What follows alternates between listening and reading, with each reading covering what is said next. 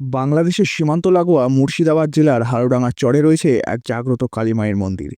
এখানে মায়ের মূল প্রতিমার সাথে প্রায় 40টিরও বেশি মানসিক প্রতিমার পুজো হয়, যা সমগ্র বাংলায় প্রায় বিরল।